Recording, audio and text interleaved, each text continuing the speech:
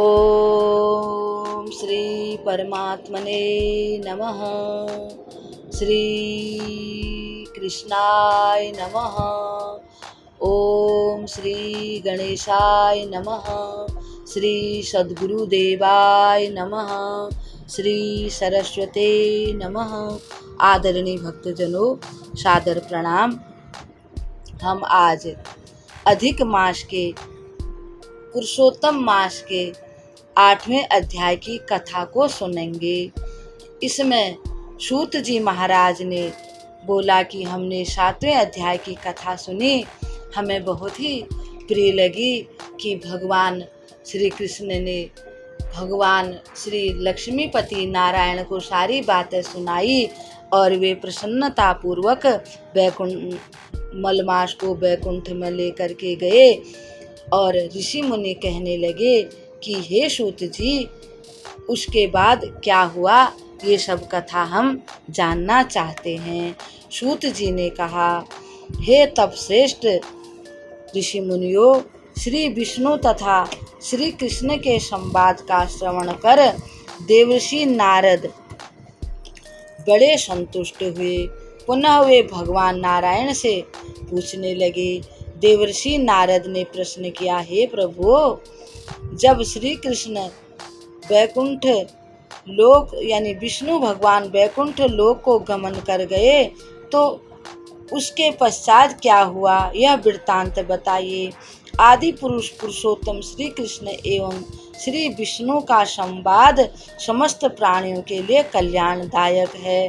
देवर्षि का ऐसा प्रश्न सुनकर पुनः भगवान बद्रीनाथ बोले, विशाल विश्व को आनंदित करने वाले बृहद आख्यान का वर्णन करने लगे। भगवान नारायण ने कहा, उसके बाद श्री विष्णु भगवान बड़े ही हर्षित होकर वैकुंठ लोक गए तथा वहां पहुंचकर हे नारद, मलमास को उन्होंने अपने आश्रय यानी अपने साथ ही रख लिया।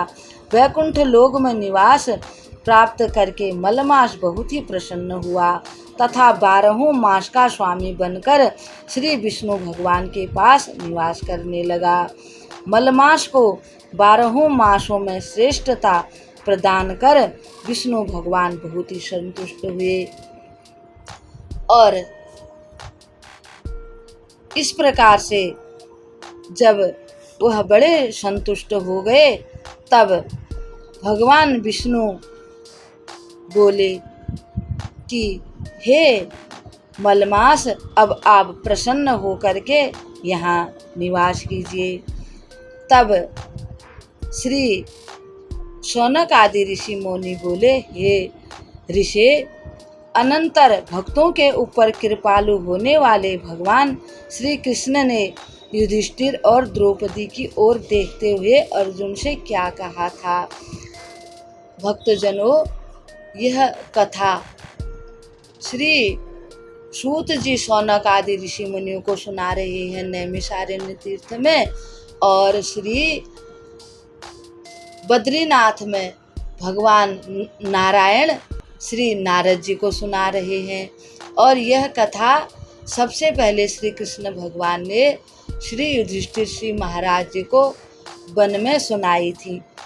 तब भगवान श्री कृष्ण कथा सुनाते हुए युधिष्ठिर और द्रौपदी की ओर देखते हुए अर्जुन से यह कहा कि श्री कृष्ण भगवान ने कहा, हे नृपश्रेष्ठ, मुझे ऐसा प्रतीत होता है कि दुर्गम वन में आकर अनेकों कष्टों और दुखों के कारण आप सबने पुरुषोत्तम मास का पालन नहीं किया है।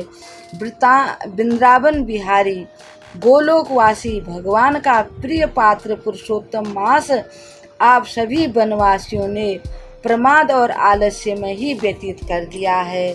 आप भीष्म, द्रोणाचार्य, कर्ण इत्यादि के भय ने आपके मन में भय और द्वेष उत्पन्न कर दिया है और आप पुरुषोत्तम मास का ध्यान नहीं आया और आपके प्रिय अर्जुन भी तपस्या करने के लिए इंद्रकील पर्वत पर चले गए, इसलिए भी आप बड़े दुखी हुए और आपने यह महीना ऐसे ही बिता दिया। इस समय यदि आप सब मुझसे प्रश्न करें कि अब हमें क्या करना चाहिए, तो मैं केवल यह कहूँगा कि भाग्य का आश्रय ग्रहण कीजिए। अब जो भी होगा, भाग्य में जो लिखा होगा वही होगा, ऐसा सोचो। मनुष्यों का जिस प्रकार का लेखा जोखा विधाता ने लिखा है, उसी प्रकार से दुख और सुख उनको प्राप्त होते हैं। इसलिए आप लोगों को दुख नहीं करना चाहिए और प्रारब्ध पर विश्वास करें। अतएव इस पर ही निर्भर रहना अब आप लोगों की नियति है। मैं आप सबों को आप सबके इस वर्तमान दारुण दुख का दूसरा कारण एक बहुत अच्छी कथा बताता हूँ। यह बड़े ही विस्मयकारी है। हे महाराज, हमारे मुख से इस वृत्तांत को श्रवण करें। श्री कृष्ण भगवान ने कहा, यह सौभाग्यवती द्रौपदी जो अभी आपकी पत्नी है, अपने पूर्व जन्म में ऋषि कुल में उत्पन्न हुई थी। 10 वर्ष की आयु प्राप्त होने पर यह अत्यंत सौंदर्यवान, आकर्षक नेत्रों वाली रूपवती कन्या हो गई। अपने पिता की एकमात्र कन्या थी तथा इसमें सभी गुण थे। यह बड़ी गुणवती सुंदर कन्या अपने पिता की प्रिय लाडली पुत्री थी। इसके पिता मेधावी ऋषि ने इसे पुत्र के समान ही लाड़ दुलार दिया। उन्होंने कभी इसको प्रताड़ित नहीं किया, कोई कष्ट नहीं दिया और इसे पूर्ण शिक्षा दी। यह भी साहित्य शास्त्र तथा नीति शास्त्र की प्रवीण विदुषी हुई। इस ऋषि कन्या की माता का निधन इसकी बचपन में ही हो गया था। पिता ने ही प्रसन्नतापूर्वक इसका लालन पालन किया था। समीप में ही और कई ऋषि मुनियों की कन्याएं रहती थीं। उनका विवाह जल्दी हो गया था। इनका विवाह नहीं हुआ था क्योंकि ये बहुत ही सुंदर थी। तो इनके पिताजी चाहते थे कि मेरी पुत्री के लिए मेरी पुत्री के समान ही पति इसको प्राप्त हो। इसलिए उन्होंने बहुत खोजा, परंतु उनको कहीं भी इनके लायक अब तक कोई सुकुमार वर नहीं मिला था। यह सब देख करके इनकी पुत्री बड़ी दुखी हो गई और अपनी सहेलियों से ये ईर्ष्या करने लगी। उस समय ये विचारने लगी कि मुझे भी पति सुख किस प्रकार प्राप्त हो। गुण तथा भाग्य विधि सहित सुख देने वाला पति किस प्रकार प्राप्त होगा, कैसे मैं सत्पुत्रों की माता होंगी।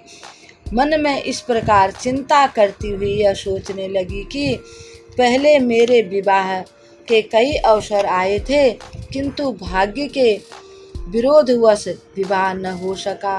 अब कौन सा कार्य करके कौन से भगवान की मैं पूजा करूं, क्या करूं, किस ऋषि मुनि के पास जाऊं, कौन सा मंत्र जपूं जिससे कि मेरे को मेरे अनुरूप पति प्राप्त हो। और यह सोचने लगी कि मेरे पिता बड़े विद्वान हैं, परंतु वे भी मेरे अनुरूप पति मेरे को देने में समर्थ नहीं हैं। मेरे दुर्भाग्यवश मेरे पिता भी मूर्ख हो गए हैं। बड़े आश्चर्य की बात है, विवाह योग्य अवस्था होने पर भी मेरे पिता मेरे को वर देने में समर्थ नहीं हो सके। मैं अपनी सखियों के मध्य में मुख्य हूँ, यानी कि मेरे को सभी सबसे अच्छी मानते हैं। जिस प्रकार मेरी सहेलियाँ पति सुख प्राप्त कर रही हैं, उस प्रकार से मुझे पति सुख प्राप्त नहीं हो रहा है। मेरी सौभाग्यवती माता मेरे को छोड़कर पहले क्यों चली गई, ऐसा सोचकर ये बड़ी दुखी हो गई और व्याकुल होकर के अनेकों मनोरथ करने लगी। ऐसे ही इनके पिताजी भी बड़े दुखी हो गए और अपनी पुत्री के लिए वर ढूंढने के लिए देश विदेश में सभी जगह हुए गए। भटकते भटकते कहीं उनको कोई योग्य वर अपनी पुत्री के लिए नहीं मिला। उन्हें बड़ा दुख हो गया, वे बड़े निराश हुए। अपने भाग्यवश तथा कन्या के भाग्य के कारण वह जो उन्होंने कन्यादान का संकल्प किया था, अब वो सोचने लगे यह कैसे पूरा होगा। मेधावी ऋषि को इतना क्लेश हो गया, इतना दुख हो गया कि उनको इतना तेज बुखार हो गया। सोचते सोचते वे जर का वेग इतना तीव्र था कि उनके शरीर के सभी अंग टूटने लगे, यानी इतना दर्द होने लगा बदन में। भीषण जर के आवेश में वे लंबी लंबी सांसें लेने और छोड़ने लगे, जैसे कोई मदिरा पान किए हुए व्यक्ति लड़खड़ाता हुआ चलता है, बोलता है। ज्वर के कारण ऐसी ही उनकी हालत हो गई।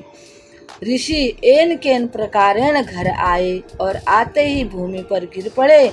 आश्चर्य और भय से घबराई कन्या जब तक पिता को देखने आई, तब तक वे मूर्छित होकर मरणासन दशा को प्राप्त हो चुके थे। भाग्यवश ज्वर के वेग ने उन्हें अस्त व्यस्त कर दिया था। अब उनको कोई सुध नहीं रही थी, वे बेहोश हो गए थे। कन्यादान और विवाह का जो प्रसंग उठा था, उसका महोत्सव पूरा होने का प्रसंग नहीं आ पाया। लेकिन पहले किए हुए गृहस्थाश्रम धर्म में उन्होंने जो सत्कर्म किए थे, ऋषि मेधावी का विवेक जागृत हो गया। तब वे सांसारिक जीवन की वासना का त्याग करके भगवान का ध्यान करने लगे। धर्मात्मा मेधावी ऋषि ने तत्काल भगवान का ध्यान किया। नील कमल दल के समान श्याम वर्ण और चतुर्भुजधारी, सिर पर सुंदर मुकुट, मनोरम आकृति वाले श्री हरि का स्मरण किया। हे राष्ट्रपति राधा रमण अब प्रार्थना करने लगे, माधव मुकुंद, हे आजानु भुज यानी बड़ी बड़ी भुजाओं वाले, प्रचंड दूर से ही देवों के शुभ हेतु दानवों का संहार करने वाले, हे अति उग्र बड़वा नल का पान कर जाने वाले, गोप किशोरियों के उतारे हुए वस्त्रों का हरण करने वाले, हे कृष्ण, हे माधव मुरारी, हे पुंडरीकाक्ष, हे ऋषिकेश, हे दामोदर, मुझ संसार दुख में फंसे हुए की रक्षा कीजिए। हे इंद्रियों के स्वामी, आपको नमस्कार है। ऋषि मेधावी के ऐसे आर्त वचन सुनकर दूर से ही भगवान के गण मुकुंद लोक से आए हुए उस मृत मुनि की जीवात्मा का हाथ पकड़कर उसे परमेश्वर के चरणों में ले गए। इस प्रकार अपने पिता के मृत शरीर से उसकी जीवात्मा को निकलते देखकर वह कन्या घोर विलाप करती हुई रोने लगी तथा अपने पिता के मृत शरीर को अपने अंक में रखकर, गोद में रखकर हाहाकार करने लगी। जिस प्रकार से श्रीलह पक्षी के समान काफी देर तक क्रंदन यानी रोने के पश्चात वह अपने पिता को घोर शोक में जीवित के समान संबोधित करके बोली, हाय हाय, हे पिताश्री, हे कृपालु, हे अपनी पुत्री को सुख देने वाले, आज मुझ असहाय को आप किसके आश्रय में छोड़कर आपने बैकुंठ में चले गए हो, बैकुंठ में गमन किया। हे तात, मुझ पितृहीन की अब कौन रक्षा करेगा। आज मेरे माता पिता, भ्राता या बंधु बांधव कोई नहीं है। हे पिताश्री, अब मेरा जीवन निर्वाह की भोजन, वस्त्र इत्यादि की व्यवस्था कौन करेगा। अब मैं आपके इस निर्जन वन में कैसे आपके मुख से वेद ध्वनि को सुन पाऊंगी। मैं कैसे अकेली आपके इस घर पर रहूंगी। हे ऋषि श्रेष्ठ, अब मैं मृत्यु को ही प्राप्त करूंगी, मैं भी मर जाऊंगी, ऐसा जीवन व्यर्थ है। हे पुत्री में प्रेम रखने वाले पिताश्री, मेरी विवाह विधि संपन्न किए बिना ही आप कहाँ चले गए। हे तप श्रेष्ठ, अब आप यहाँ पुनः आइए, मन को संतोष देने वाला मेरे को समझाइए, अमृत तुल्य भाषण कीजिए। हे पिता, आप क्यों मौन हो गए हैं।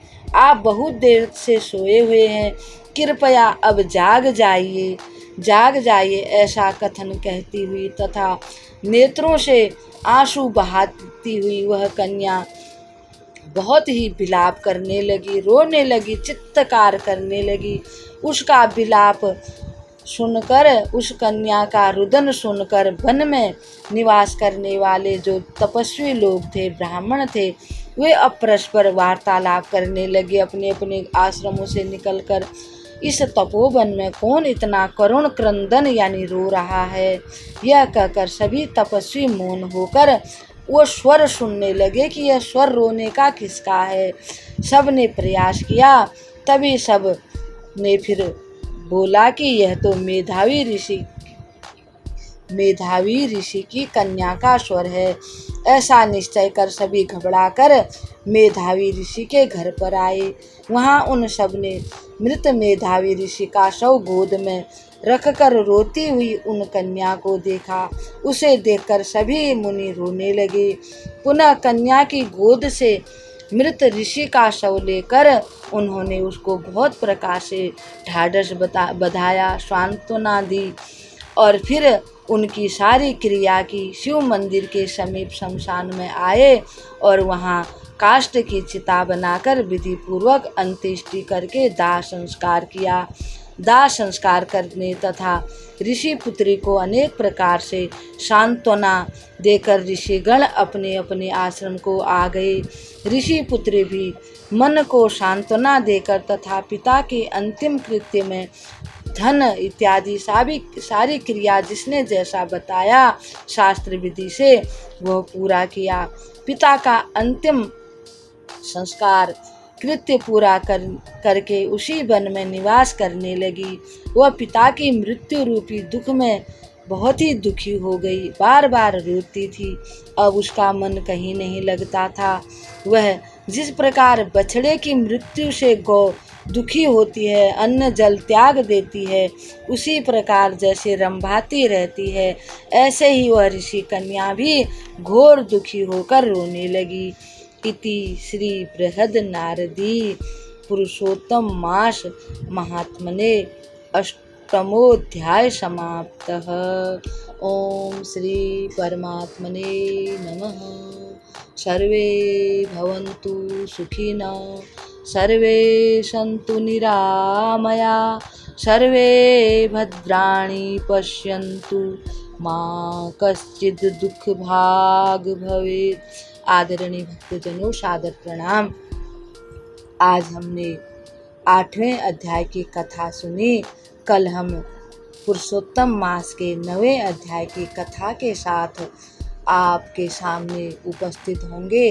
तब तक के लिए हम आपको प्रणाम करते हैं। माता द्रौपदी का जो पहला जन्म है, भगवान श्री कृष्ण युधिष्ठिर आदि पांडवों तथा द्रौपदी को वह इतिहास, वह कथा बता रहे हैं, सुना रहे हैं।